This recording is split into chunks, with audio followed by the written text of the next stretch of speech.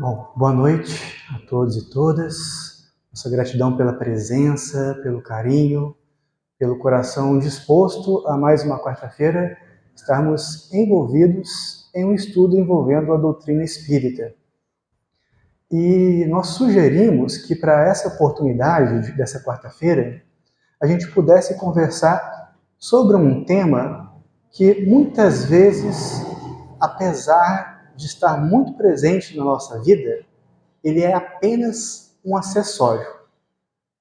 Mas ele é um tema tão sublime que, mesmo sendo um acessório, ele se torna importante e ele é útil a seu propósito, que é a arte em si. Quantas vezes, para a gente se acalmar, a gente não escutou alguma melodia clássica ou ao gosto de vocês todos? Quantas vezes, para a gente se concentrar, uma música não foi ouvida? Quantas vezes, para descansar, eu não maratonei alguma série, eu não li algum livro? Então, a arte, ela é muito presente na nossa vida e tem um papel fundamental dentro do ponto de vista da nossa saúde mental e também na nossa criatividade, para a gente conseguir dar um relaxamento na mente, conseguir fazer os nossos estudos, para conseguir fazer o nosso trabalho, para conseguir dormir em paz. A nossa abertura aqui da quarta-feira, ela reflete isso por conta da música ambiente que nós estamos aqui escutando, por conta da música ambiente que escutamos durante o passe. E nesse final de semana em especial, teremos a presença de Tim Vanessa, aqui na cidade de Lavras, que é uma dupla de música famosíssima. Tenho o prazer de conhecê-los pessoalmente, já conversei com eles pessoalmente, já escutei eles ao vivo, já tive a oportunidade de cantar com eles. Então, aproveitem muito que esse momento seja no coração de todos nós um momento consolador, um momento de refazer o nosso ânimo, um momento que a gente possa recarregar as nossas energias. Mas sem mais delongas, vamos para o nosso tema.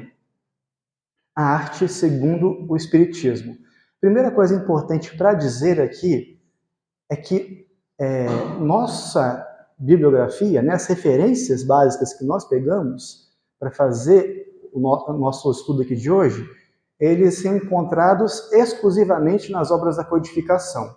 Quando nós dizemos as obras da codificação, a gente está falando das 5 obras básicas, revista espírita, também existe revista espírita, o que é o espiritismo, que não está necessariamente junto com as 5 obras básicas, entre outros cadernos, outros livros que Kardec também desenvolveu no decorrer da codificação da doutrina espírita. Porque é muito, vamos dizer assim, um material muito canônico, no sentido de que é um material muito costumeiro e tradicional. Nós vemos, por exemplo, tratados maravilhosos. A gente pode falar do Espiritismo na Arte, de Leon Denis, para quem não teve a oportunidade de ler, recomendo muito que leia. A gente também tem alguns tratados envolvendo aí, principalmente a literatura mediúnica de André Luiz, né, pela psicografia do Chico, e a literatura mediúnica também de Emmanuel, também pela psicografia do Chico, destacadamente aqui o livro O Consolador, que vai trazer aspectos sobre a arte. Mas, em fevereiro ou março desse ano, alguns amigos da Aliança Municipal Espírita procuraram a mim e alguns amigos para a gente desenvolver um material. Porque muito se fala em arte espírita, música na casa espírita, ou leitura, ler um livro, escrever uma poesia, escrever um texto também é arte. Muito se fala sobre isso tudo. Mas como é que eu consigo perceber que aquilo que eu estou lendo, ouvindo, ou aquilo que de alguma forma está me afetando, é uma expressão da arte espírita? E aí a gente se propôs um desafio, a fazer essa checagem sobre a arte espírita direto da codificação. Um material exclusivo para codificação não existe ainda publicado no Brasil, nem no mundo.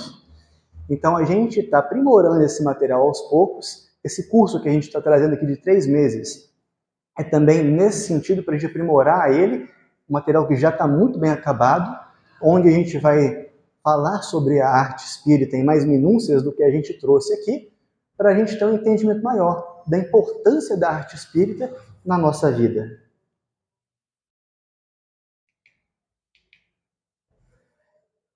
Nesse tema em especial, nós vamos trazer aqui alguns aspectos da Revista Espírita.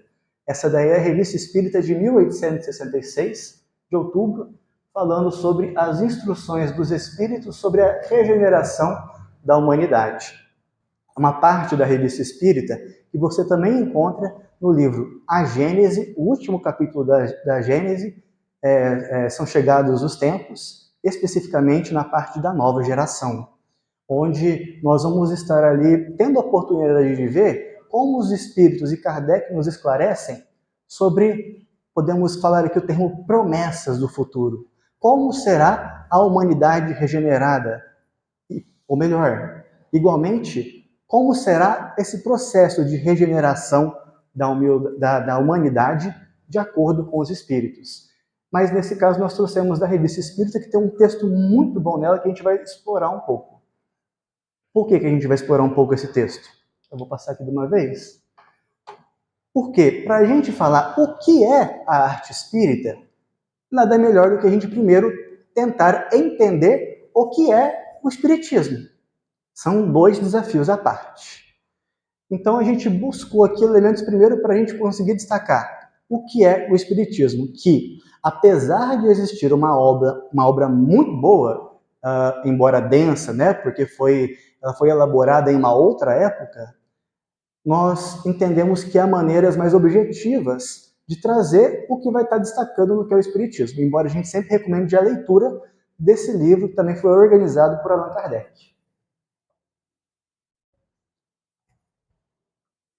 Quando a gente fala de nova geração, ou seja, essa geração do mundo regenerado, a gente está falando de uma geração que vai estar ali demonstrando características de uma fé inata. O que isso quer dizer? Eu vou acreditar em alguma coisa superior, sem mesmo nem ao menos conhecer o que significa Deus para os adultos, para conhecidos, para pessoas com mais experiência. Eu vou ter uma sensibilidade espiritual extremamente mais apurada logo no início da infância. Eu vou estar muito mais aberto e receptivo a conteúdos, a experiências, a relatos, a contextos espirituais do que pessoas de outras gerações, por exemplo. A gente está falando de um texto de 1860 e bolinhas, esqueci agora aqui, 1866. Portanto, a gente sempre traz essa questão na mocidade.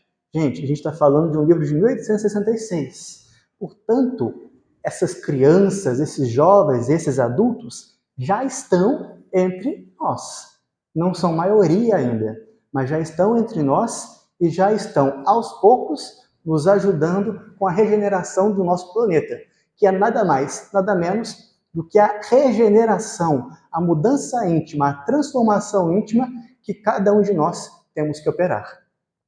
Então, essa fé inata, ele continua, não a fé exclusiva e cega que divide os homens, mas a fé raciocinada, que esclarece e fortalece, que os une e os confunde num comum sentimento de amor a Deus e ao próximo. Com a geração que se extingue, desaparecerão os últimos vestígios da incredulidade, ou seja, não acreditar, não estar próximo de uma fé em Deus, e do fanatismo, ou aceitar o que eu escuto sobre Deus de uma maneira cega. O que essa outra agir por ouvir dizer, pura exclusivamente, e eu não raciocino sobre aquilo que eu escuto, aquilo que eu ouço. Isso me faz acabar ali, me faz acabar agindo dentro de erros. Por quê? As pessoas, mesmo Chico Xavier e outros espíritos aí de escola, eles ainda cometem equívocos, ainda cometem falhas. Por isso a importância da fé raciocinada, para que a gente mesmo possa se responsabilizar também pelos nossos atos, que a gente não precisa falar assim, mas o Chico Xavier fez dessa forma, eu posso fazer dessa forma também, por que não? Não que não possa. Só que o Chico Xavier fez dessa forma de acordo com o contexto, de acordo com uma experiência específica. A sua experiência específica é outra, de uma natureza completamente diferente. O exemplo que ele deu em torno do amor, da caridade, da benevolência, sim, esse sim, pode ser seguido. Incredulidade do fanatismo, igualmente contrários ao progresso moral e social. Portanto, essas características que nos distanciam desse progresso moral e social, elas, aos poucos, elas vão esvaindo, elas vão ali como uma água secando, elas vão evaporando e mostrando para a gente ali o que a humanidade está aguardando em termos de uma sociedade mais moralizada, ou seja, de uma sociedade mais espiritualizada. E o Espiritismo, ele vai nos oportunizar esses dois elementos, dentro dessa característica da fé raciocinada e da doutrina espírita. Consolar e esclarecer, que já são dois ótimos elementos para a gente entender aonde está a arte espírita. Aonde eu consigo consolação e onde eu consigo esclarecimento, aí eu vou estar vendo a arte espírita. Que muitas vezes a gente circunscreve a arte espírita a um texto, a uma ilustração, a uma música, a um teatro. A gente circunscreve muito a arte espírita e não consegue identificar que a arte espírita ela está presente na nossa vida. E ela estando presente em nossa vida, nós vamos entender algumas características. A fé raciocinada, que os Espíritos nos trazem, que a gente trouxe no texto anterior. A esperança. Eu vou esperar pelo quê? Por uma promessa. Que me foi prometida por Espíritos evoluídos que já sabem que essa será a nossa chegada, esse será o nosso destino, que é um mundo regenerado. Estar em um planeta feliz, um planeta ditoso. Então, essa é a promessa pela qual nós alimentamos esperanças por meio da nossa fé em Deus. Portanto, o Espiritismo ele é, portanto, é uma definição, caminho que conduz à renovação. Se o Espiritismo, na sua vida, está sendo um caminho que conduz à renovação, aqui tem elementos que a gente pode pegar do Evangelho segundo o Espiritismo que vão classificar o verdadeiro espírita. Mas se você consegue identificar essa expressão, caminho que conduz à renovação na sua vida, você pode dizer, olha, eu acho que eu estou em um caminho que está dentro da proposta espírita. E conduzindo à renovação, porque a ruína, os dois maiores obstáculos que a ela se opõem, a incredulidade e o fanatismo. Novamente, do slide anterior que a gente trouxe. Duas características que estão ligadas a uma fé cega e, de alguma forma, também ao materialismo. Ele dá uma fé sólida, esclarecida. Ele desenvolve todos os sentimentos e todas as ideias que correspondem às vistas da nova geração. Então, dessa maneira, a gente vai conseguir ver a nova geração aqui entre nós, pelo caminho que conduz à renovação. Quando a gente perceber jovens, adultos, idosos, crianças estão mais aptos, têm mais abertura para as ideias espirituais e para as ideias morais, nós vamos ver aí o germe da nova geração e também do nosso progresso rumo a um planeta regenerado. Mas, André, o que isso tem a ver com a arte espírita? O que é a arte espírita? A arte espírita é uma criação do espírito encarnado, daquela alma. E, portanto, aquela alma que nessa vida abraçou a doutrina espírita. Então, a arte espírita é uma criação de espíritos que utilizam a sua energia para desenvolver, de alguma forma criativa, alguma forma que ali represente o que está no seu coração. Nesse primeiro ponto, a gente fala sobre a arte e a técnica, segundo os espíritos. E é muito interessante observar essa parte aqui em Kardec. Por quê? Ele vai caracterizar, primeiro, antes de caracterizar propriamente dita arte espírita, o que é a arte. E quando ele começa a falar sobre a arte, ele precisa necessariamente falar sobre a técnica. Aqui é um fenômeno que provavelmente todo mundo já ouviu falar em alguma medida, que é o fenômeno das mesas girantes, está presente no filme de Allan Kardec, para quem já teve a oportunidade de ver, ou tem ilustrações pela internet. Só colocar mesas girantes o Google, você encontra imagens sobre isso. Mas por que isso representa uma arte, uma técnica também? Porque Kardec, para codificar a doutrina espírita, para receber as informações do mundo espiritual, ele precisou desenvolver uma metodologia própria. O que é essa metodologia própria? É uma técnica própria a receber o conhecimento e o ensino dos espíritos. Portanto, ele foi desde a cestinha, pegando as letras em cima da mesa, ele foi aprimorando aquela técnica, ou, portanto, ele foi meio que sem perceber, ele foi desenvolvendo ali também a mediunidade como uma característica artística que nós temos. Ele também desenvolveu isso. E aí, dessa técnica, ele foi aprimorando a técnica, ele foi aprimorando essa arte e foi ali desenvolvendo da mesa, né, com o esquadro ali para escolher as letras, ele conseguiu desenvolver para a escrita, para a psicografia. Da psicografia ele foi descobrindo ali a psicofonia e foi descobrindo um outro rol de elementos mediúnicos, observando as técnicas que estavam ali sendo utilizadas e desenvolvendo mais essas técnicas com base em uma metodologia própria. Ele não fez isso por acaso, veio que deu uma ideia, fiz. Não. Ele estudou, ele avaliou, ele analisou e desenvolveu esse processo. Portanto, é o estado da arte da mediunidade também. E a gente pode ver esses aspectos em outros sentidos. Acredito que vocês já tenham visto nesses... geralmente acontece muito quando a gente está viajando, a gente vê um posto, a gente vê algum tipo de venda, algum tipo de comércio que vende artesanato. Eu já vi muita coisa extraordinária ali sendo oferecida aos turistas. E eu sempre penso assim, o que é para fazer isso aqui que ele está oferecendo aos turistas? Como é que ele fez isso? E aí, algumas vezes, por curiosidade, eu fui pegar madeira para tentar entalhar a madeira. Foi 2 dias tentando entalhar a madeira para nunca mais conseguir fazer nada. Para conseguir dar umas rachadas na madeira. Portanto, precisa de um suporte para prender a madeira, precisa de uma ferramenta adequada para fazer isso, ele precisa também colocar ali um desenho naquela madeira para conseguir esculpir a madeira. Portanto, a gente vê algumas coisas, a gente vê a técnica que o artesão usou, a gente vê o conhecimento que ele usa por esculpir a madeira, e a gente vê também a experiência, que a experiência ela é traduzida no próprio entalhe, na medida que ele consegue fazer caprichosamente o entalhe, e na medida também que ele faz várias vezes, aquilo vai se tornando aprimorado. Então é uma técnica. Agora, como é que essa técnica eu consigo visualizá-la na minha vida?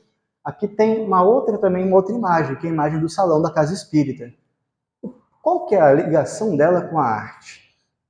Todo mundo que está nesse salão agora, de alguma forma, se organizou para estar aqui hoje à noite.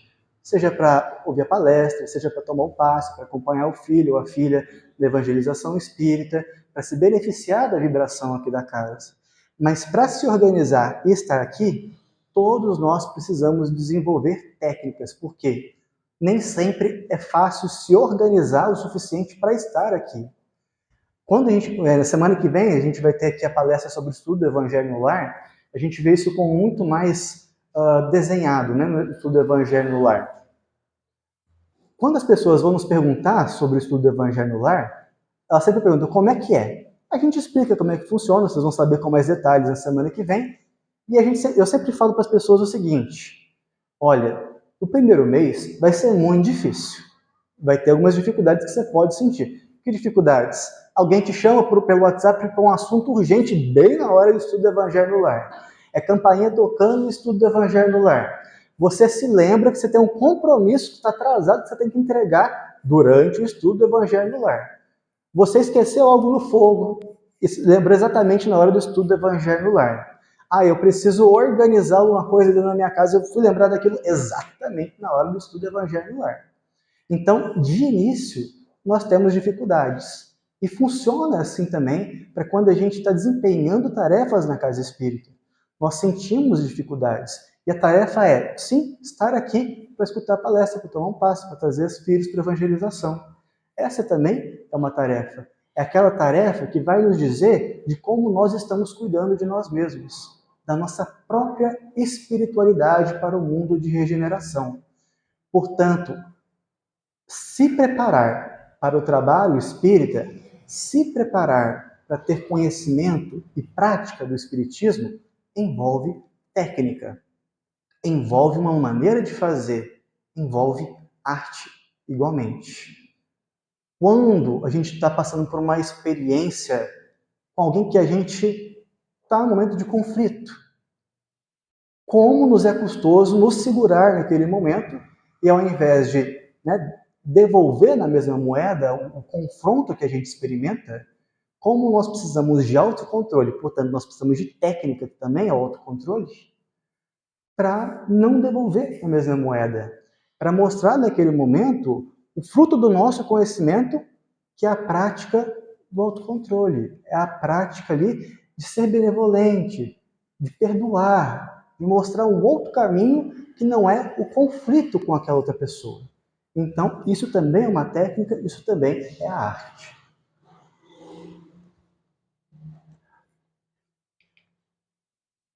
E Kardec ele vai falar sobre uma nova arte. Essa nova arte é a arte do porvir. Da mesma maneira que ele vai caracterizar para a gente que a doutrina espírita é uma nova doutrina, se a arte está sendo desenvolvida por uma nova doutrina, é uma nova arte.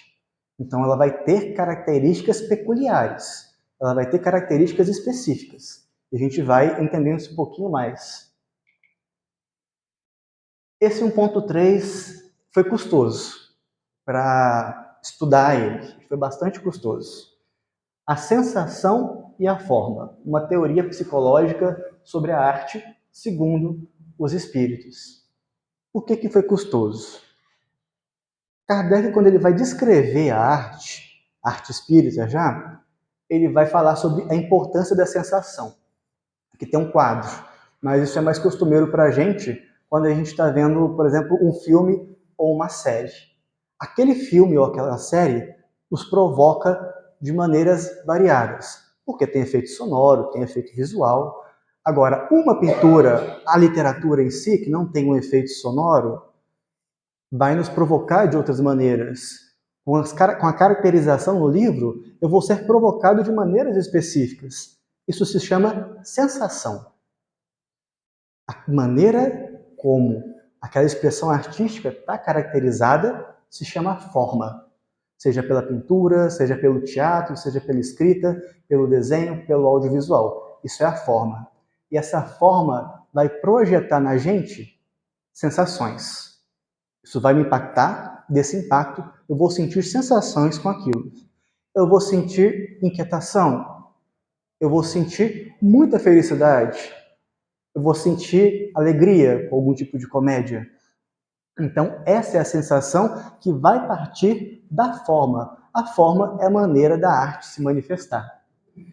E por isso é uma teoria psicológica, porque envolve a gente avaliar de que maneira as expressões artísticas ou as expressões da vida nos atingem. Da maneira como nós falamos aqui anteriormente, em uma situação conflitiva. Aquele conflito tem uma forma, o fulano X. O fulano X ele está querendo armar um conflito ali comigo. E eu vou ter a sensação.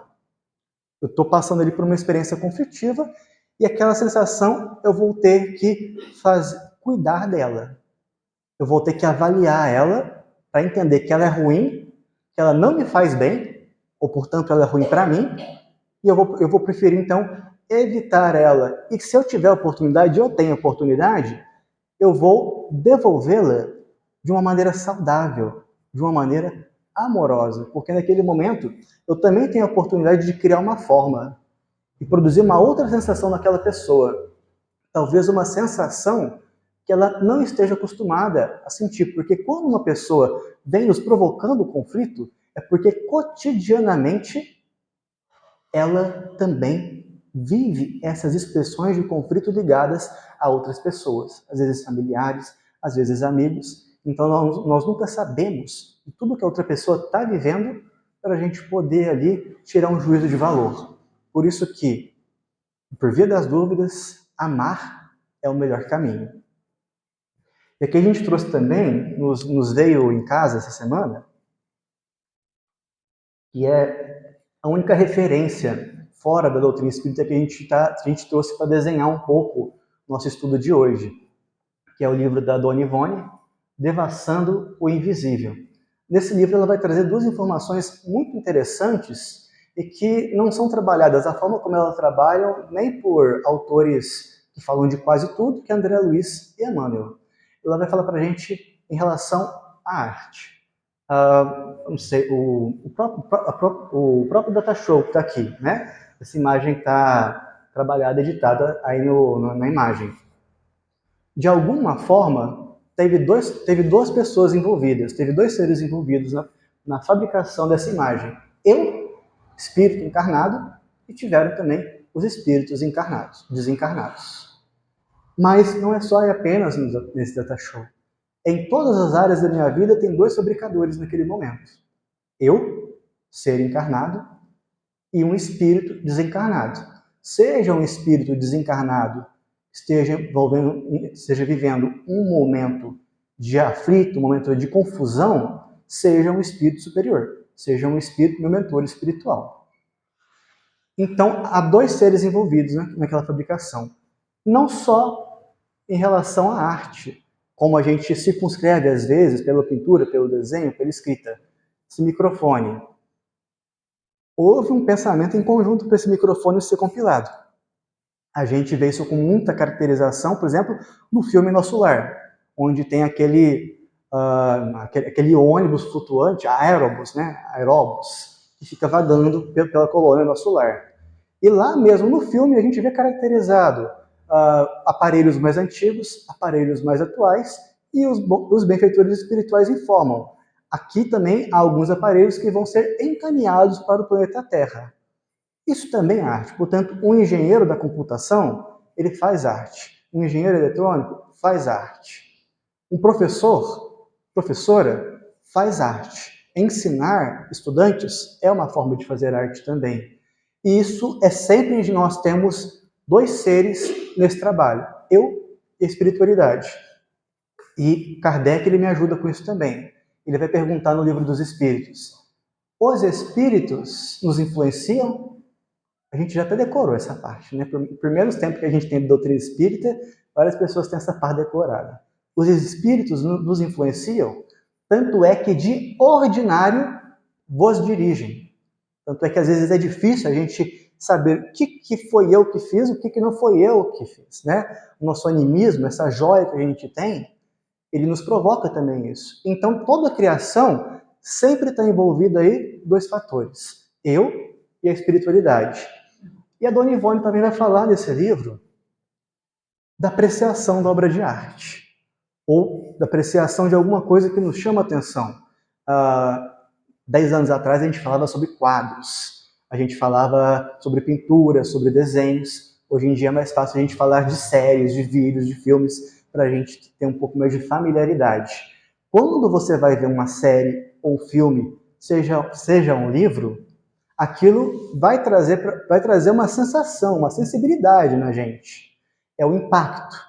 E esse impacto ele é produzido por quem fez o filme. Isso é melhor retratado na pintura. Se você tiver alguma sensibilidade ali na hora da pintura, você vai conseguir sentir a mentalização do autor ali naquele momento. Você sente a vibração dele pulsante naquela arte. Naquela arte, de alguma maneira, ficou ali também pintada, ficou ali incrustada um pouco da vibração, um pouco do carinho, um pouco do entusiasmo do artista para desenvolver a criação dele. Então a Dona Ivone nos traz também esses elementos para a gente entender a sensação e a forma.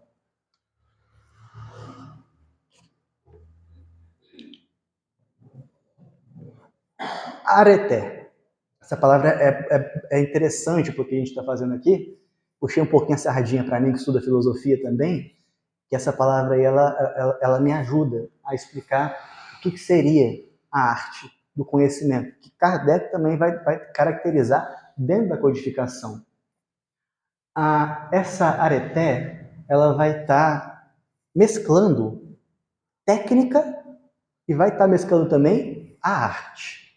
Né? Aqui a gente tem esse painel aqui, no Técnica, um conjunto de procedimentos aplicados em uma tarefa específica.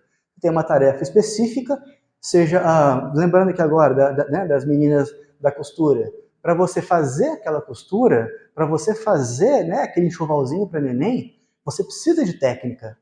Se eu for lá, eu acho que tem gente da costura aqui, né? A senhora que está aí, viu uma ali atrás. Se eu pegar uma máquina de costura para fazer alguma coisa, é muito provável que vai acontecer um acidente.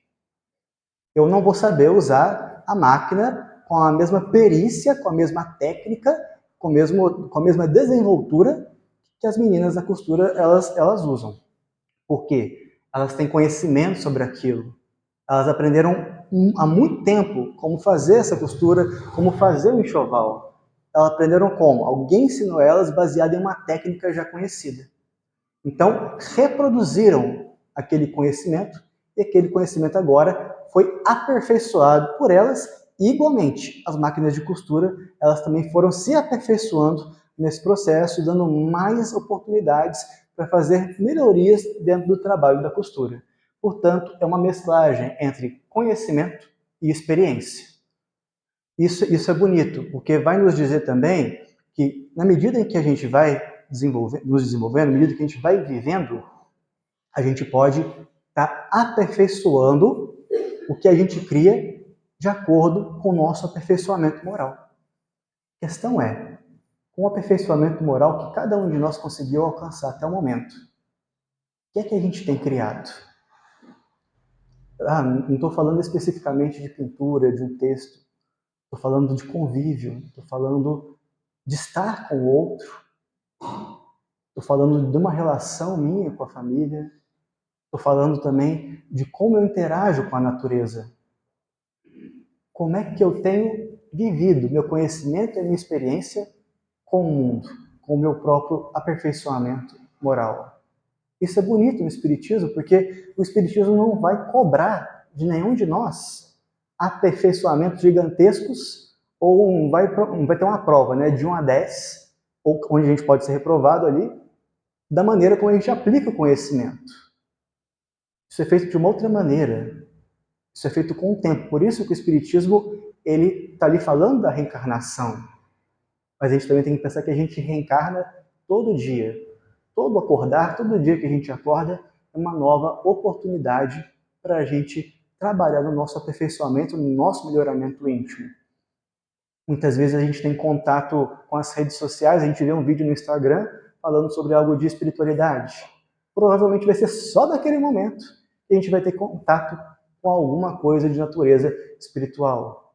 Ou a gente recebe uma mensagem edificante pelo WhatsApp, ou a gente vem aqui na quarta-feira a gente sente a vibração, a gente tem o conhecimento, a gente tem a oportunidade de receber o passe.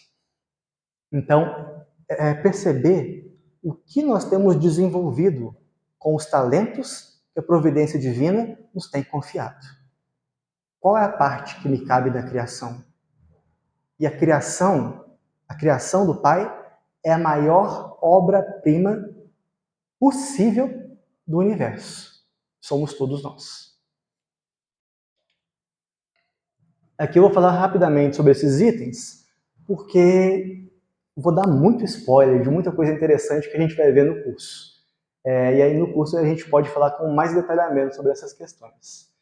Aqui a gente vai falar especificamente sobre a arte espírita. Como a gente falou antes, se a doutrina espírita ela tem um caráter progressivo, apesar de a gente não ver isso na prática acontecendo, por exemplo, o caráter progressivo é a colaboração de André Luiz, a colaboração de Emmanuel dentro do conhecimento espírita.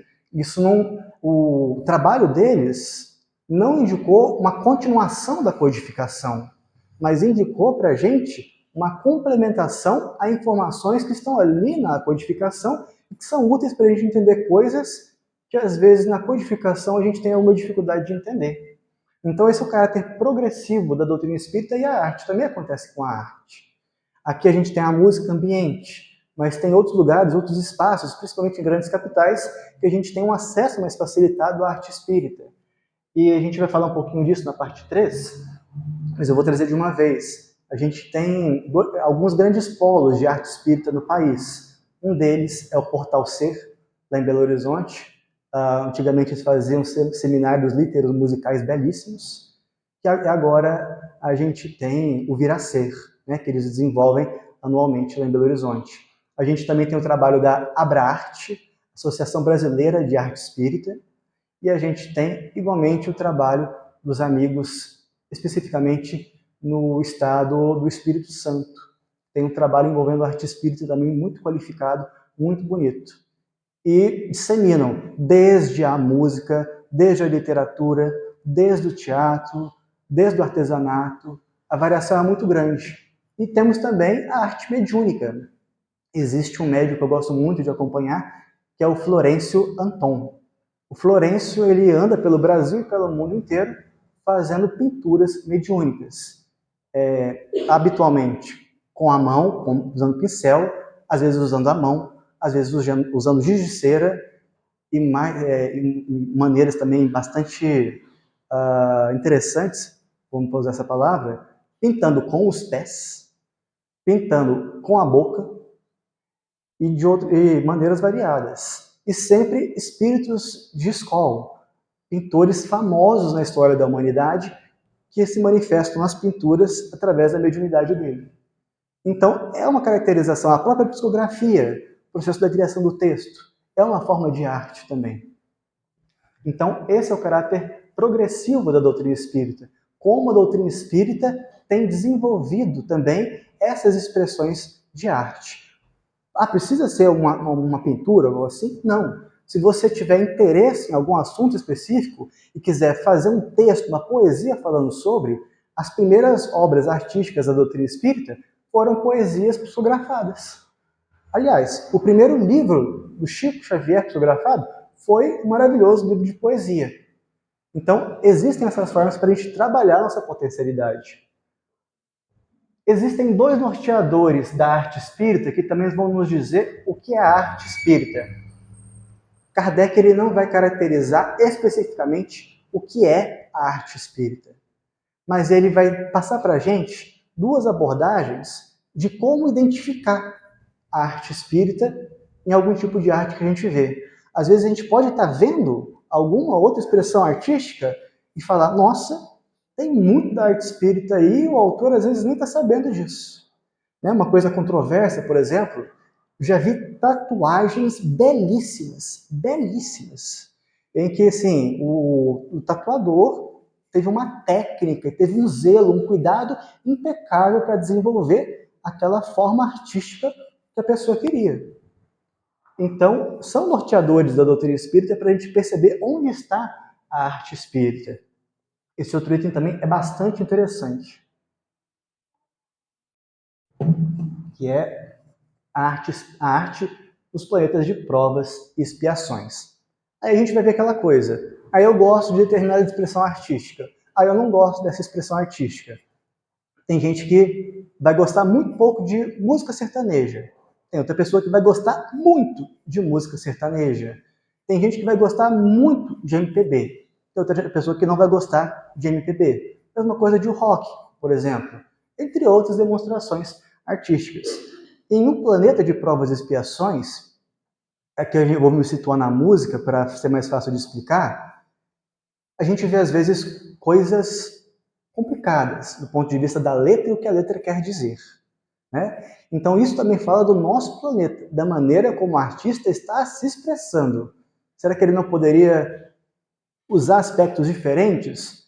Ou só porque aquilo, de alguma forma, contagia as massas, deve ser usado daquela maneira? E é isso que os espíritos vão falar para a gente.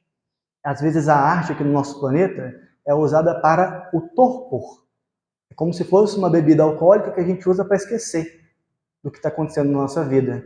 Determinados estilos musicais e determinadas letras, principalmente, produzem esse torpor na gente. Determinadas pinturas, determinados desenhos também produzem isso na gente. Determinados textos, determinados vídeos também produzem isso na gente. Em planetas ditosos, como é que isso funciona de acordo com os espíritos? Especificamente, os espíritos de Júpiter. Lá a arte é apreciada em si mesma. Aqui a arte cumpre uma função. Toda vez que a gente vai estabelecer contato com a arte, é para cumprir uma função. No planeta Terra. Em Júpiter, não. Lá, a arte em si mesma, ela é apreciada, sem ter uma função específica. A função específica dela é ser parte da essência daqueles espíritos evoluídos. E, desse ponto, a gente vê o progresso da arte. Até brinquei, quando a gente fez nossa fala de introdução no sábado passado. Uma vez me contaram que queriam colocar uma bateria dentro da casa espírita. Bateria tantão de tamborzinho. E aí, uma parte da casa espírita estava concordando com a bateria dentro da casa espírita. A outra parte, assim, você tá maluco? Colocar uma bateria dentro da casa espírita, mas você vai ouvir, não sei, lá da esquina, vai desarmonizar tudo e tudo mais. Enfim, deu uma confusão toda e a ideia foi abafada. Recentemente, eu tive a oportunidade de conhecer uma casa espírita. Nessa casa espírita, eles fizeram uma experiência de adicionar uma bateria para tocar durante as músicas. Assim, muito boa a tentativa, mas pelas pessoas que estavam presentes, inclusive o baterista, eles viram que não era adequado para o estilo das músicas que eles gostavam. O que era adequado nesse caso? Um instrumento chamado carrom. Não sei se alguém já ouviu falar do carrom. Ele é uma madeira quadrada, é um instrumento de percussão. Nesse instrumento de percussão fica delicioso ouvir com algumas músicas espíritas que a gente conhece, ou algumas músicas espirituais, religiosas, da Igreja Católica, que a gente escuta às vezes. Então, esse é o progresso da arte. Ver o que pode ser aproveitado. Existe banda de rock espírita. Existe banda de rock espírita. E nessa banda de rock eles usam a bateria para tocar as músicas. E são músicas belíssimas, são músicas maravilhosas. Não trouxe aqui porque eu sabia que meu tempo ia ser reduzido, então não me aprofundei. E finalmente, 3. A arte espírita na prática é o que a gente está vendo. É o que eu acabei de falar para vocês dessas expressões. O passe, que a gente vai tomar daqui a pouco, o passe é uma expressão de arte espírita. Por quê? Envolve técnica, envolve um saber, um conhecimento, uma prática. Então, o passe também é a expressão da arte. A arte espírita, no trabalho da codificação, ela vai se mesclar com a exposição da arte espírita. Eu achei extremamente interessante, quando estava fazendo a pesquisa, que na época de Kardec já tinha arte espírita, destacadamente a poesia, a fotografia, entre outras expressões. E eles tinham um museu para colocar esse material, deixar esse material exposto.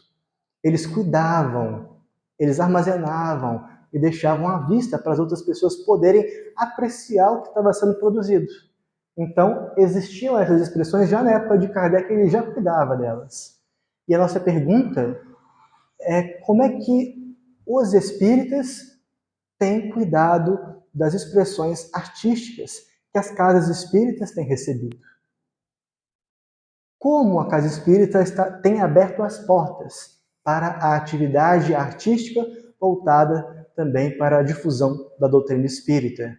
São coisas para a gente refletir e nos indagar dentro das nossas casas espíritas. E assim, para finalizar, é o folder que a gente usou para fazer a arte do nosso cartaz, do minicurso, que vai ser aos sábados, às 3 horas da tarde, sobre arte segundo o Espiritismo. Foi interessante, porque eu falei para o autor desse desenho dos 2 norteadores principais para se falar de arte espírita, e não mencionei em nenhum momento a palavra Jesus. Só que eu mencionei as 2 ideias centrais. E dessas 2 ideias centrais, ele localizou nas ideias Jesus. A moral de Jesus, o exemplo de Jesus, os ensinamentos de Jesus e como Jesus quer contagiar o nosso coração por meio daquilo que a gente cria com a nossa criatividade. Principalmente quando aquilo nos faz bem e nos fazendo bem, também cativa outros corações. É a parte que nos cabe na criação. É a parte que nos cabe no nosso mundo para trabalhar a nossa intimidade e nos preparar para um mundo de regeneração. E eu já estava esquecendo que o palestrante faz a prece final. Eu mesmo estava esquecendo.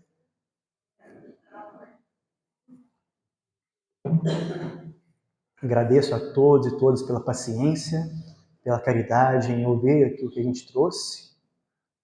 Que seja frutífero aos corações, não apenas na casa espírita, mas nos ambientes familiares, nos ambientes de trabalho, para de alguma forma sanear a nossa mente das turbulências cotidianas. Que agora os espíritos, amigos que se encontram ao nosso lado, mas que aí estão desde há muito, acompanhando-nos no nosso dia a dia, acompanhando-nos dentro das nossas experiências nessa vida, entendendo a natureza das nossas dificuldades íntimas e sociais, mas que são aquelas almas amigas que vibram pelo nosso sucesso, o sucesso do nosso progresso espiritual. É aquele sucesso que fala em amar, que fala em doar-se, que fala sobre um outro mundo possível, baseado em um outro espírito possível. E é esse ser que nós temos construído durante esse estudo dessa noite, durante as nossas semanas, em nossos esforços cotidianos, em nosso melhoramento íntimo.